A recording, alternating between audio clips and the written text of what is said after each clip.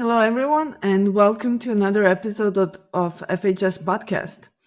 We are only a few days away from FHS Saudi Arabia, and we're all very excited because of the amazing agenda that we've prepared, as well as the level of attendees and investors that will be joining us. With investments in focus, my guest today is Mr. Rahul Chaudhary, the Managing Director and CEO of CG Corp Global and CG Hospitality Holdings, a Nepalese multinational conglomerate with a remarkable 140-year legacy spanning 4 generations. Rahul, it is my great honor to have you with me today. Thank you, Marina. It's a pleasure to always be here and also support bench events. I have the highest regard for bench events, and you guys do phenomenal events all over the world. I've literally attended, I think, most of them in Middle East, in Africa. So yes, it's such a pleasure to be here again. Thank you, Marina. And it's always a pleasure working with you and your amazing company. I have to say, so the CG holding consists of 79 brands, 167 companies, and over 13,000 employees. And the industries that the holding is involved in are the fast-moving consumer goods, hospitality, finance, banking, telecom, and so many others. I'm impressed of that actually you made time and that you joined most of our events. But Rahul, as always, we will be talking about your hospitality business today. You have almost 200 hotels across the globe, with most of them around 140 being in India, but then also markets like Nepal, US, Maldives, UAE, Sri Lanka, Philippines, Kenya, China. The list is so long, and Kathmandu is coming up. Tell me, how do you decide where you want to go next? Yeah, very important question. You see, Marina, our strategy of CG Hospitality, right from, I would say, 2000, that's when we started our stint in hospitality with IHCL in Sri Lanka and Maldives. We've always focused in emerging and frontier markets. And just to give you an example, when we invested in the 3 properties with IHCL in Sri Lanka and Maldives, that is exactly in the middle of the war which was going on in Sri Lanka. Literally, bombs were flying on the top of our roof in Colombo, the Taj Samudra. And Maldives was not really a market that was out there in the global footprint. But destiny has it so that, we are from Nepal. So we are, I would say, immune to change, immune to such risks. So we've always looked at entering markets that have a huge potential upside. Of course, higher risk, the higher reward. And that's how we have structured all our investments, whether it's in Maldives and Sri Lanka, when we also invested in northeast of India. It was going through a difficult time. Similarly, when we invested in Nepal too was going through a difficult time. It is still going through a difficult time from a tourism perspective. So we always look at our setup, whether we are close to that country or not, or whether we understand that country. I mean, just an example, one will ask me, why am I not in Portugal? Why am I not in Italy? That's because I don't understand the European market as yet. I mean, we understand Southeast Asia, we understand Indian subcontinent, we understand Middle East and East Africa. New York was a one-off investment we made as a strategic investment back in 2006. Because at the end of the day, and with all sense of modesty and humility, we are the only company that has a hotel in New York from Nepal. And that really gave us a strategic upside in terms of positioning of being the only hotel company all the way from India, America to China. So we typically look at our knowledge of the market, look at the risk appetite, the ability to be able to turn those investments around by way of being geographically closer to these locations, which helps us in turning them around. It requires a lot of time and effort to turn around investments, as you know, because we are not really entering in the most stable or the most peak situations with these investments. So it comes with its own excess baggage. But it's worked out well. I think in 25 years that we've been in this industry, all these investments have now started to turn around uh, due to a lot of focus and hard work. Well, you open almost 30 hotels a year, so it's amazing. And you've mentioned US and Europe and emerging markets where you are have been investing until now. Do you think that you will be now looking into these more developed markets, that you will understand them better and then be also present more in, again, more into US and then entering Europe? I think so. But if you really ask me, I mean, with no disrespect to those regions, I mean, there is so much happening in the markets that we already are. Southeast Asia, Indian subcontinent, and the markets I mentioned, there is so much happening and so much of opportunities in this part of the world. I mean, one can only do so much. You only have 24 hours in a day, right? So we are focusing on our regions of expertise and competency. And no doubt, I mean, as we grow our footprint, we do want to be in Europe as well as Americas, expand in Americas. And who knows? I mean, we always say that whether you buy one asset or you buy a portfolio of 100 assets, it takes you the same amount of time. So we are always keen and open to looking at portfolios. And yeah, I mean, never say never. But of course, we want to grow in a very strategic way. Don't want to overstretch ourselves. And that's how we are approaching this. A little bit more on the development side. Now going back to the developing countries as well. So where do you see the biggest potential in the markets where you are at the moment? India, huge opportunity in India at the moment because India is soon becoming a market like China, which is self-sustaining. I mean, if you really look at post-COVID, that every market had to fight for themselves to get a share of the global travel market.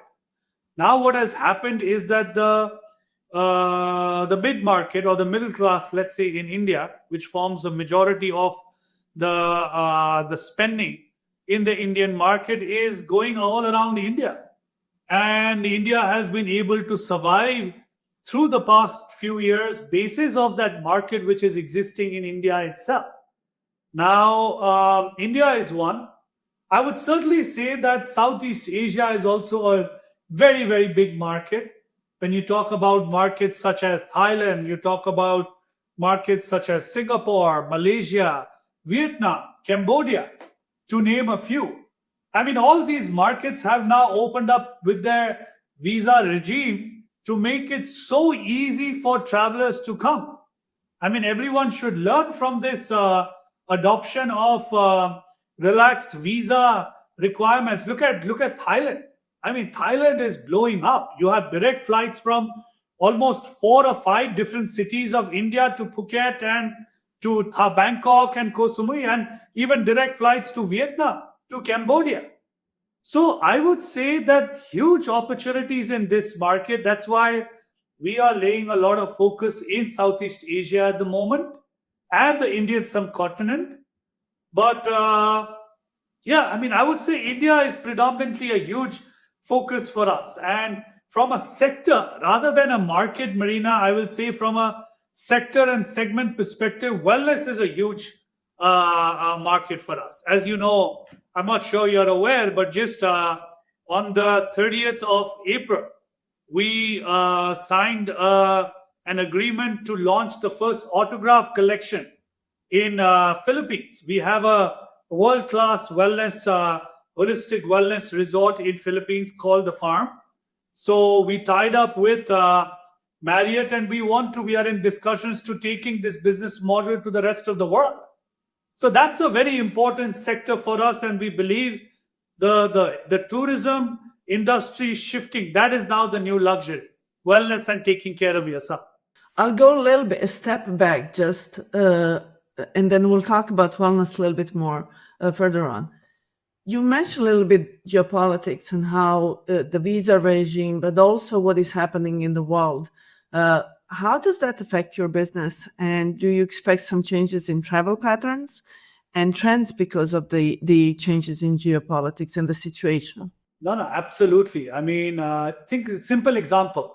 Just look at what is happening over the past week or so. In fact, even as of today, between India and Pakistan. Now, when you really look at the current unfortunate situation, so many cancellations have already happened within India as well as Indians traveling outside because airports have completely shut down.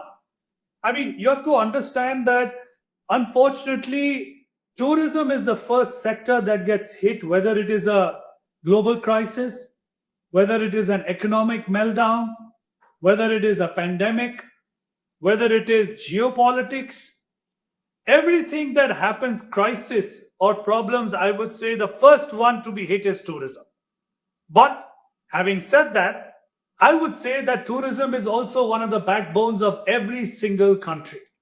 They may not look at it as a priority sector, but no one can disregard the fact that tourism is what brings in a lot of the revenues for the country. I mean, you have tourism coming in, then that leads into people wanting to stay there further, wanting to spend there further. Example like Dubai, right? When you look at the number of tourists that just cross the Dubai airport, I was reading the trends. I believe it's more than 130 million passengers that go via the Dubai airport. And Dubai airport is doing everything possible to give them free stays, to give them free packages, just so that they go inside the city to see what is being created for what? For them to be able to invest and perhaps even end up staying there in the future. I mean, all these are very, very important. And the part where Dubai has done really well is that they don't align themselves with geopolitics. They are here for a purpose for promoting their own country and their own region. They welcome everyone with arms wide open. And that's how it should be. It's a melting pot now. So, unfortunately, geopolitics definitely plays a negative role when it comes to tourism. But I think it's high time that all the regions or the entire world needs to look at tourism as a priority sector and support it from an investment perspective, from a travel between regions perspective. I mean, you need to make it more open and make it much more accessible. Otherwise, you're going to continue having these issues all the time. I mean, no one can control any calamities or natural disasters or, economic crisis. But because of that, tourism stopping is just a double whammy, you know? Actually, I love your passion for the business and overall. But and I would like to add one thing. Travel also unifies people. They come together and they're not. I think when we close borders, we actually separate people from each other. And the travel is just so diverse and so amazing that this helps geopolitics actually not being in conflict. That's how I also see it. You're not only owner of all of your properties. Plenty of them are run by your management company. What innovations do you see that are changing the industry? And you've mentioned wellness, and taking care of ourselves. What else is it out there that you see are really changing the business we're in? You know, two major areas I would say sustainability. Sustainability, I think, is taking the forefront when you talk about now development and when you talk about customer experiences. You talk about, the farm, when you really look at it. I mean, our business model, when you, in the long and short of it, it's pure. When I say pure, pure from the perspective of sustainable development. When you talk about organic experiences, you talk about pure meditative, pure experience as a tourist itself in every single step of the way. Second, when you are really talking about innovation, is digitization. You see, the world has become a much, much smaller place because of digitization. And that all evolved post COVID. right? I mean, you have to understand that, yeah, I mean, many people are getting into AI and they're getting into robotics. And I know there was a crazy time during COVID, you had these robots coming into hotels and checking you in, delivering your food, and so on and so forth in China. I mean, hospitality is a touch and feel and a very personalized business. It requires that attention and interaction between people. Okay, but digitization has definitely made the world a smaller place from the perspective of efficiency. Right from the time of booking to the time of checking in to the time of experiences while you are at the property in itself. The ease of tourism and the ease and accessibility to the hotel, the facilities, to travel, to airlines, to everything has become really, really more efficient. And I see that digital and AI is going to take the forefront in hospitality. I mean, sustainability is going to be the new luxury. Simple is better. Also in terms of making ostentatious products, sometimes nowadays doesn't work. I mean, people nowadays, as an example, when I said wellness, people are willing to pay the price for peace. People are willing to pay the price for neutrality when it comes to color and tone. People are willing to pay the price for locations which are completely inaccessible. I know of hotels that are in the middle of nowhere. They will go by a plane, go to a major city. Then there are places, I mean, a lot of places that I know of that they will take another small flight or a boat to go to another place. And then they will drive another 1 hour, which is probably in the middle of nowhere, lack of telephones, lack of technology, just to unwind and be in the middle of nature, be in the middle of peace and serenity. And they will pay thousands and thousands of dollars for that. Now, you tell me if that is not evolution and innovation of tourism and hospitality, then what is? And so there are lots of, how many brands and companies that are out there in hospitality.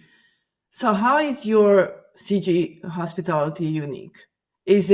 Are you focusing on this sustainability and just green, and it's a huge company, so I'm sure that you have lots of streams, but what would you say that is different from other players on the market? See, we are a one stop hospitality company. You have to understand that we are an investor, we are a developer, we are a master planner, we are also operators. So we cover the full range when it comes to different ways of entering the hospitality structure. We are also brand agnostic. I mean, we work with some of the largest brands in the world, ranging from Marriott to your IHCL to Accor, and also regional brands. We also have a Hilton in New York. So we work with all different brands. Like I said, that for us, from a sustainability and pure perspective and environment conscious perspective, there are two brands that we really focus on. The Farm, which is our own brand. We own, operate that brand ourselves. And also the Fern. Fern Hotels is probably the leading brand for eco, environment friendly in India, where we cover all aspects of green, we cover all aspects of conservation, of sustainability. So our focus is in these two brands for sure. But having said that, luxury is a very niche and evolving market. So we work with different brands as well. You are often called as the visionary leader. And now, after this couple of minutes or 20 minutes with you, I fully understand why. What do you think that the biggest opportunity in the hospitality is in the upcoming years? I think I answered that with my last question: wellness and sustainability and being environmental friendly. I think that is very, very basically, it's to say that getting back into your basic elements and getting in touch with nature. What is natural? And sustainability comes from natural way of living, and so does wellness, so does purity. And we are focusing on this, I would say, from our strategy moving forward. We want to continue working on these. And yeah, I mean, growing towards this. And I mean, I always say, my father's book, I don't know if you read it, Marina, you should do that. It's called Making It Big. He always says that he's a small man from a small country with big dreams. And we are a company from Nepal, proudly so, having our headquarters in 12 different countries, all the way from Dubai to India and New York and all over. I mean, I would say that it wasn't easy to be a company from Nepal and to have emerged in our own modest way to becoming one of the largest privately held hospitality players in the region and continuing to grow. And like I said, hospitality binds us all together. It brings the whole world together. And we look at how we can grow our strategy and our vision forward. Rahul, now one little bit more private question. Do you ever manage to take off to these far locations and just switch off for a while? I wish, Marina. Everyone keeps telling me, it's funny. I will tell you an episode that, all my friends ask me, my God, you are traveling all over the world and you get to visit such exotic places, stay in the best hotels. And, my answer to them is, why don't you trade lives with me?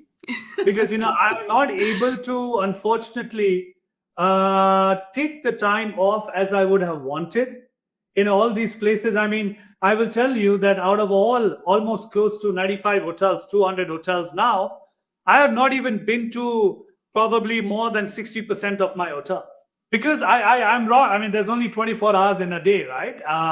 We have to work with our different teams. You have a vision to keep growing. But I would say that now I'm beginning to take a little bit more time off during my travels to see if I can unwind a little bit.